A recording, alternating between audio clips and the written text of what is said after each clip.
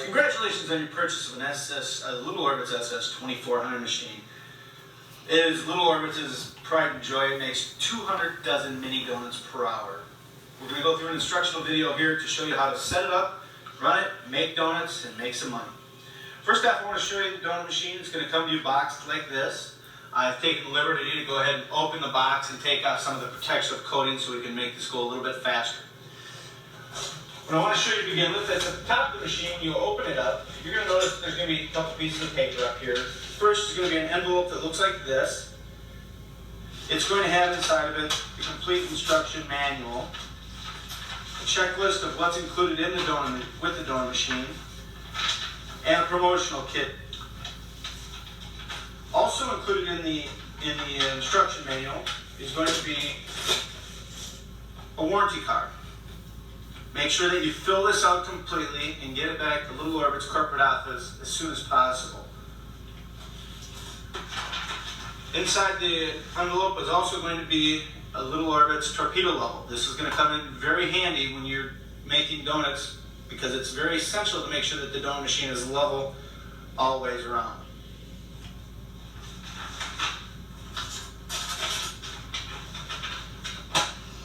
Also on top of the packing is going to be a yellow sheet of paper.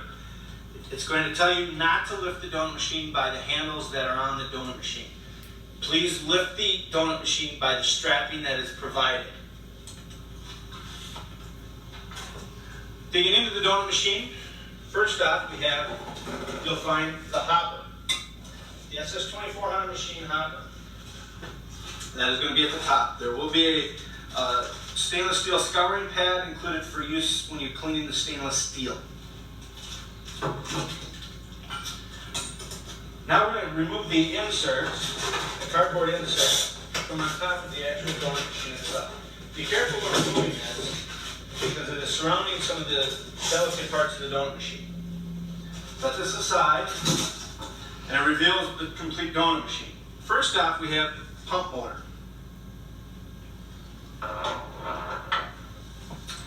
Next, we'll remove the servo motor.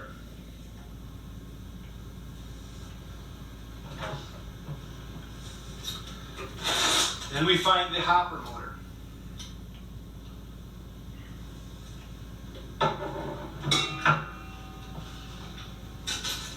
Inside this compartment is also the piston for making the mini donuts.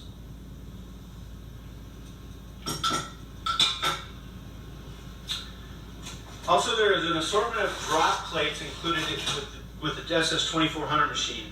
Some are used to make large donuts, others are used for making mini donuts.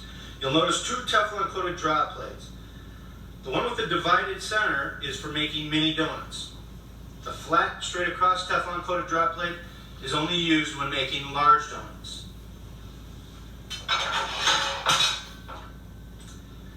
We have stainless steel drop plates. You'll have two long stainless steel drop plates, like this, and two shorter ones. Also in that same component is going to be the hopper cover, or the paddle wheel cover rather.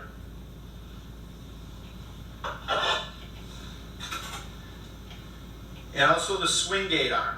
This is only used when making large donuts. Now we can remove the styrofoam insert, set that aside, and we get to the bulk of the machine. Again, to lift this out, only use the strapping that is provided. Remember, it is fairly heavy, so you may want to have two people. Set this down, and at this point, you can remove the strapping with a straight knife. With the donut machine out of the box, you'll find that there are some things underneath. First, you'll find a holdback tool. This is used to hold back the donuts. Next, you'll find a stainless steel support post. This is for the hopper motor in assembly.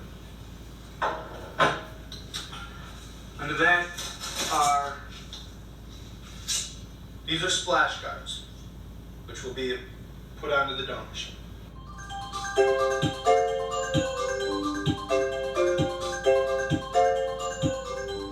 Now that we have everything unpacked from the boxes, we'll go ahead and assemble the donut machine. One thing that you want to do is you want to have the donut machine so that the linkage arms are on your side. So I'll go ahead and turn the donut machine around right now.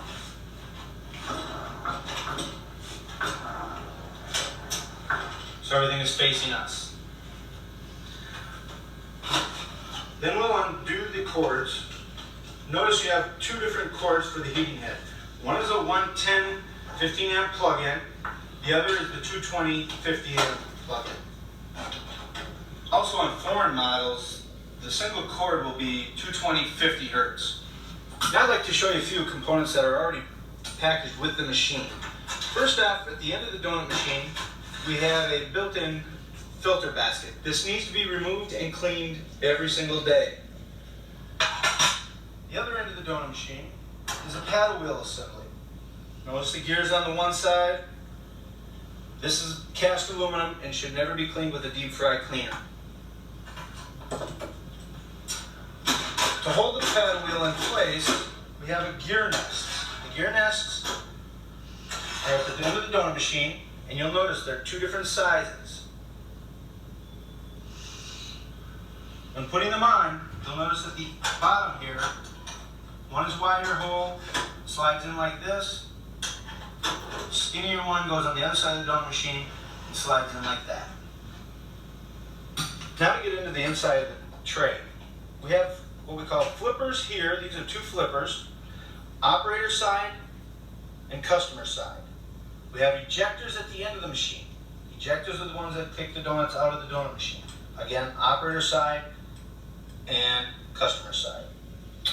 Back at the flipper side, you'll notice that there are what we call escapements. These are what hold the donuts back from and not allowing them to go underneath the flippers when you're making donuts at full speed. On top of the flippers, you'll notice that they're wider. You have clip-on extenders. The only time that you would not use these is when you're making large donuts. And they just slip on like that. Back in the ejector side, we again have escapements, ejector escapements. Again, they're to stop the donuts from flowing underneath the ejectors. Underneath the ejectors, you'll notice there are a couple of bars here. When I push this down, you'll be able to notice the fingers that come out. These need to be in place when making mini donuts. You'll notice the two fingers at the bottom fit into the holes at the bottom of the tray. That is to keep them in place when making donuts. Alright, now we want to get into the rest of the machine. What we do is we take the automatic tray off. Which, now we're into the heating head assembly. Heating assemblies has a couple of features on it. What's unique with the 2400 machine heating head is that it is run by 220 voltage to the heating element, and you have a 110 power heating or running your automatic or your motors.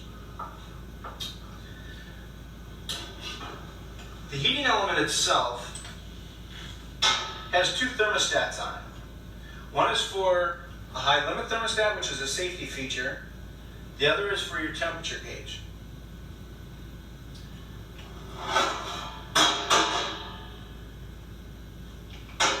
Underneath the heating element, you'll notice a safety switch. This needs to be the fry tank needs to go in between these bars and depress this switch in order to activate the donut machine. We have a plug-in for our pump motor and a 5 amp fuse.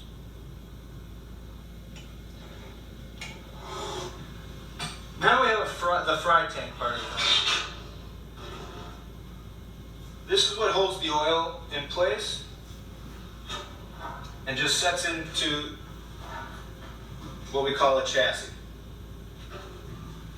The chassis of the donut machine is really the barrier between you and 375-degree oil. It is designed to give you a safety barrier between you and hot oil. Underneath the chassis are 4 legs. They are adjustable. What you want to do is you want to turn the bottom portion of the black leg in order to get your levelness of the donut machine. Now we're ready to put the donut machine back together in order to get it operating. You have your chassis. Next you put together, you put in your actual fry pan. Just sets into place. We add the heating element. When adding the heating element,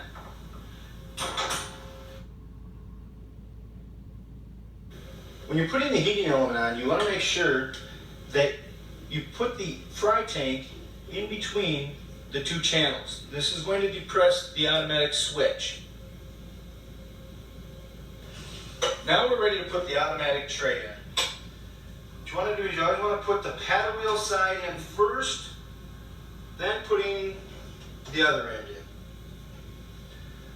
I'll add the paddle wheel to the gear nests, making sure that it spins freely. Now we're going to add the drop plates to the automatic tray. First off, we're going to be starting by making mini donuts. So what we'll do is we'll start by adding the Teflon coated drop plate with a divider in the middle of it. This drop plate needs to go up snug to the paddle wheel and in between the swing gate post. Next we'll add the stainless steel drop plates, going right after those, 1 on each side of the divider. Making sure that these are as close to the Teflon coated drop plate as they can be. Next we'll add the longer drop plates. These go behind the flippers and in front of the escapements for the ejector. There are nubs at the bottom of the tray to keep it in place. Now we're going to add the filter basket. Make sure that the filter mesh is facing the donut machine, and the filter basket goes at the end of the ejectors and fits down the end of the donut machine like that. Now we're going to add the splash guards. They also work as a holder for our holdback tool. Note the little divots in the top of the splash guards. What you want to do to put these on is lifting the tray up a little bit and sliding it onto the automatic tray, pushing it all the way to the end of the donut machine until it hits the handles. You'll notice that the operator side is wider at the base than the customer side. Doing the same there with the nubs or the cutouts divots in the same position. Lift the donut machine or the tray up again and placing the splash guards all the way on and sliding it down towards the handle. Now we'll add the support post. Notice the Boston collar at the top. You shouldn't have to adjust this ever during the operation of making donuts. What we'll do is it goes on the support bracket behind on the back side of the donut machine. I usually do is normally put your finger to the first knuckle, put the support post in, with the screw on the Boston collar facing away. Then tighten the thumb screw at the bottom, finger tight. That should be pretty close for your height for your hopper motor. One thing to keep in mind is do not over tighten the thumb screw. Now we're going to start by adding the motors. First motor we're going to attach is going to be the hopper motor. The hopper motor actually sits on top of the support post, the hole at the back of the base of the hopper motor. It just slides onto place. Wrapping the cord around and be underneath the heating head, you'll plug the the hopper motor into the outside outlet underneath where it says hopper on the top of the heating head, turning the gray part clockwise. You always want to add the hopper first and then add the piston afterward. The hopper slides into the given slides on each side of the base. It'll slide into place with the keeper latch falling in when it's in place. Now we can add the actual piston. The piston will slide in. You'll notice the piston has two heads and two guide rails. These guide rails need to find the bottom of the hopper. The easiest way to do that is to place the piston in the hopper, looking down. You'll be able to put the top of the piston into the slide, having it set like that, then manually finding the piston supports. So slide in, put your connecting rod down, and push it into place until it connects. From that point, we'll add the pump motor. The pump motor sets on top of the given two pegs above the paddle wheel. One thing to keep in mind is you never want to bend these pegs on the paddle wheel. When in place, the pump or the paddle wheel should be firm against the gear on the pump motor. When plugging in the pump motor, you'll find the outlet at the bottom of the heating head and plug it in firmly. Now we're going to add the servo motor. The servo motor sets on top of the linkage and these two pins here. First, what we want to do is we want to place the linkage onto the crank pin on the servo motor. By putting it on there first and tilting the servo motor itself and using it to lift the linkage up and slide into place. Remember, the servo motor just sets on these pins. It does not go all the way down, so do not try to push it down. We will take that and plug the servo motor into the other outlet on the heating head where it says servo and pump motor. Directly below that, turning the gray clockwise till snug. Once you have those motors in place, you can put the paddle wheel cover on. The paddle wheel cover sets over the top of the paddle wheel and sets in place like that. Once we have the motors in place, now we must fine set the machine. We need to make sure that the hopper bowl and hopper motor assembly is the right distance from the donut machine itself. We need to bring it down a little bit here.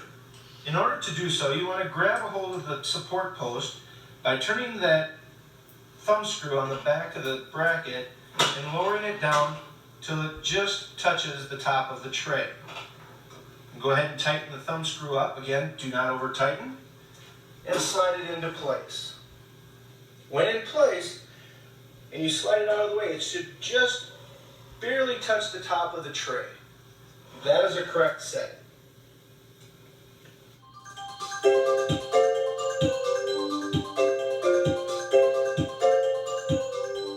Now we're ready to start adding the oil. Little Orbits carries soybean-based vegetable shortening in both the cube form and the liquid form.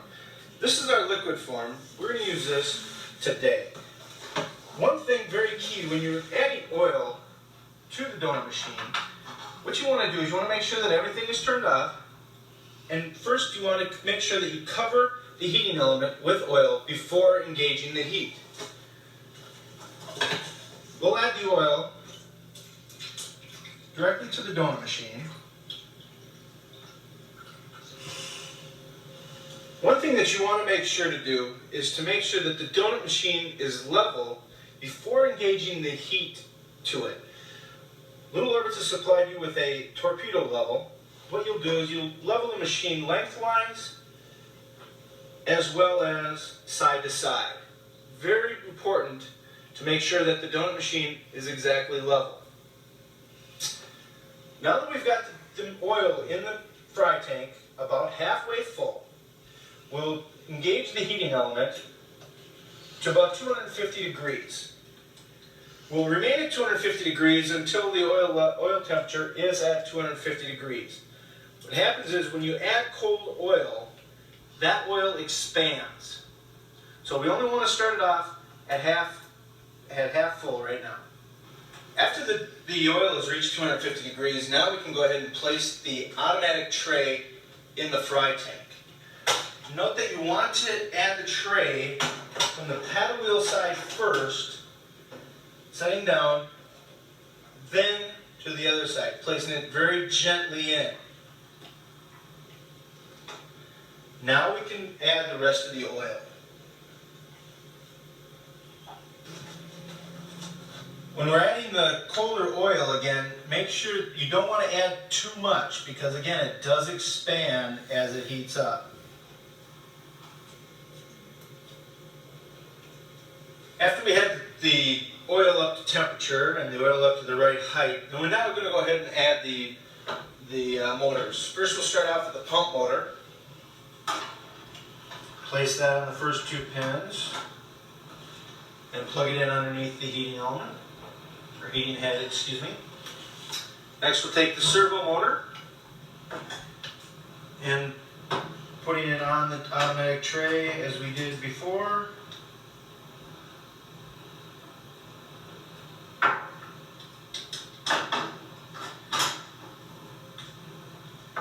And plugging it in underneath the servo and pump switch.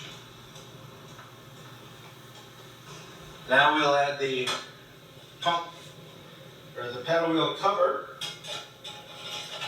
Go to the top of the paddle wheel. And the filter screen rest.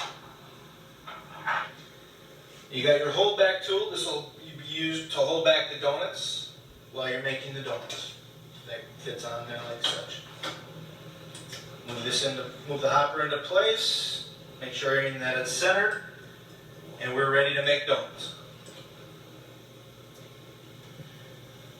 Now that we're ready to make donuts, we want to make sure that our oil level is correct. When it's up to the right temperature, the oil level will be at these 4 dotted lines. Just to the top of that will be the exact oil level that you want to reach.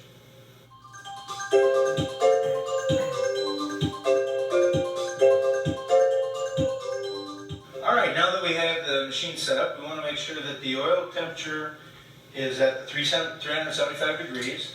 We want to make sure that the machine is level again, and now it's time to make the mix. First thing we want to do is we're going to make sure we have the right mixers, the scales, the balls, and most importantly, the right utensil for the mixer. This is the only blade that we should be using with the mixer. If you don't use the whisk, that beats too much air into the mix. Getting prepared for that, we put the bowl on the mixer. We want to make sure that we bring the weight with the bowl on it to 0. On the back of the scale is a small screw. You screw it in or out to get the proper tare.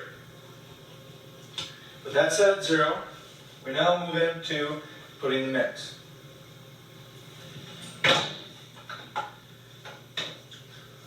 A normal batch of mix is 4 pounds of mix to 2 pounds of water. What we do is we add the mix first, bringing that to a total of 4 pounds.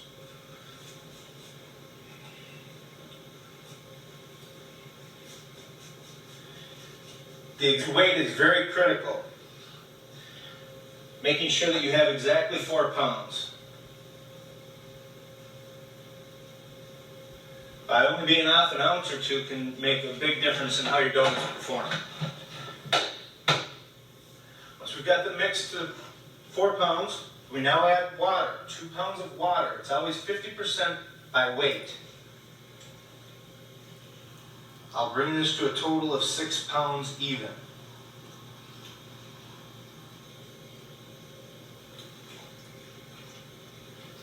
There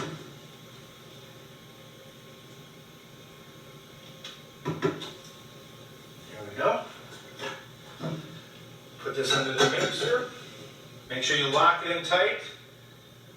Lower the mix blade down. Lock the top in. And turn your mixer on. You should only turn your mixer on the very slowest speed possible. We'll leave it at this point for 1 minute. After 1 minute has elapsed, we can stop the mixer, lift up the blade, At this point, we want to make sure that if there's any dry mix left, we want to scrape the sides so that being sure that the last minute of mixing, it gets done thorough. Now, lower it back down. We will turn it up to a little faster speed for another minute. Now, after the second minute, we can stop the mixer, making sure that everything is completely mixed. Wipe the blade down as good as possible.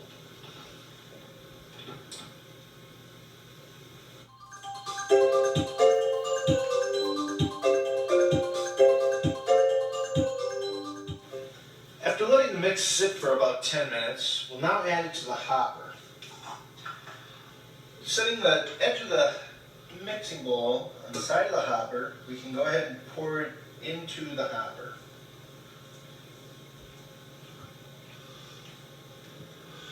After you've added the mix to the hopper, we want to make sure that we've got the size wheel set at the proper number. I always want to start with the size wheel on number 3, and we can adjust it either up to 4 or 5, depending upon the thickness of the mix. If it's very thin mix or thick mix and we need to get more dough coming out, we'll turn it up to 5 by pulling out the wheel. Or if it's very thin mix and you want less mix coming out, we turn it to 1. To begin though, we always start on the number 3, making sure that it's in place. Then we want to prepare the hopper drive motor. What we'll do is we'll take the control mode switch and turn it to the proper cycle that we need. You have a skip cycle, a normal automatic cycle, emergency cycle, and an off. We will start in the normal automatic. Since we're starting in the normal automatic cycle, we're going to want to make sure that our servo motor control switch is turned all the way to the fastest possible speed, which is 10. Once we have the hopper drive motor set in the normal automatic cycle and we have the servo motor set to 10, we can now begin the servo and pump motor by turning on the switch below the sign. Now we're ready to start making donuts. We've got our mix in the hopper, we've got our hopper drive motor at normal automatic, and we've got our servo motor at 10. Now all we have to do is turn on the master hopper motor switch, which will activate the hopper motor itself. We'll allow 8 donuts to enter each section of the donut machine.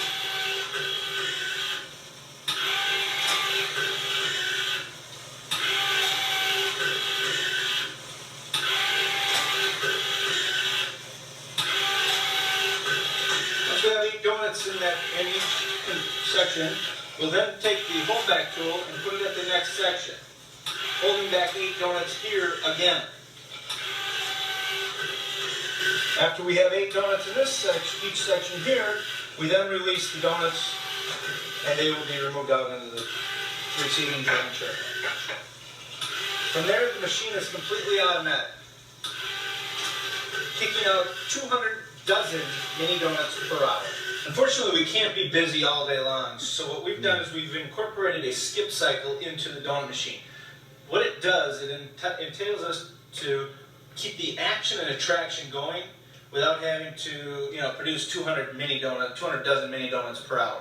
What we first want to do is you want to turn your hopper drive motor to the skip cycle.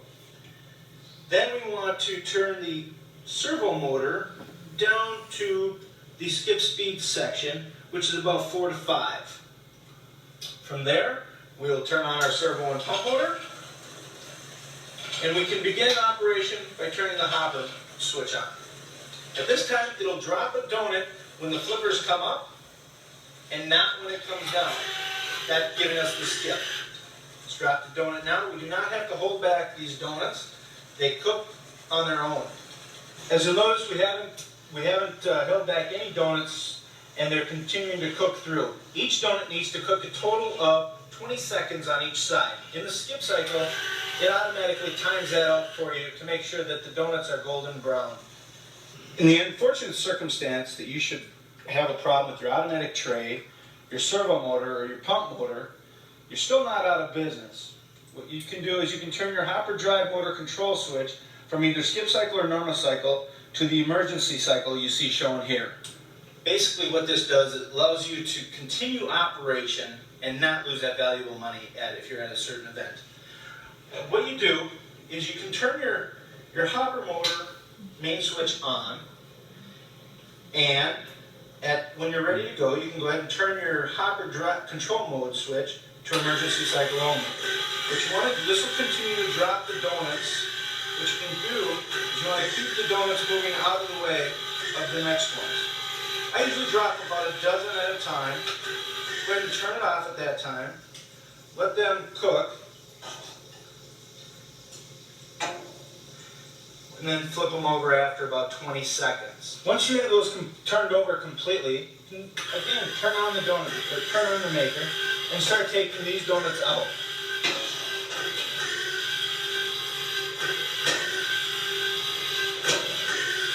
Serving the mini donuts is quick and easy. What you want to do is use a Little Orbit's mini donut bag. Usually we'll serve a dozen at a time, or if you're generous, a baker's dozen of 13.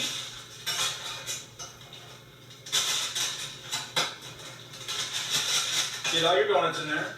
Squeeze some cinnamon and sugar over the top. Shake, serve, and collect your money.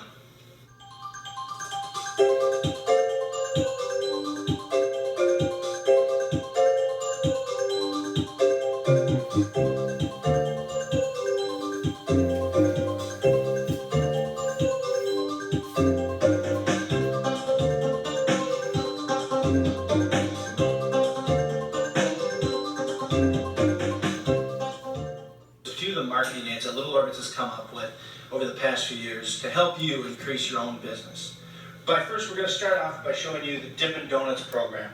Dippin' Donuts program is really designed to give your customers a little bit of variety in their products.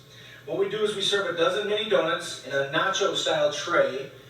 In the reservoir area we either put a chocolate icing, a white icing. Very popular flavors are the caramel or a strawberry or some type of a fruit flavor. We have a convenient display box with the serving utensils. You'll have 4 different flavors in the different compartments. Scoop a 1-ounce scoop into a serving tray and serve it. Normally we are getting an additional 50 cents to $1 upcharge for this. Little Orbit's 24-year experience we put into a marketing kit. This is a kit that you can be able to take to any malls, possible locations, and also